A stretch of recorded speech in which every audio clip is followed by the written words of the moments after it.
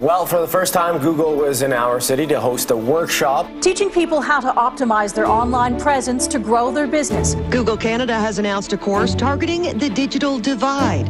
Today we are joined by many entrepreneurs, small businesses, and individuals, all of whom are dedicated to building a thriving tech community.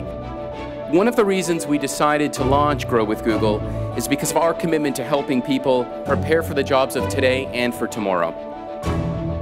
We believe that the tools and resources through Grow with Google will help everyone here develop the skills they need to help grow their business.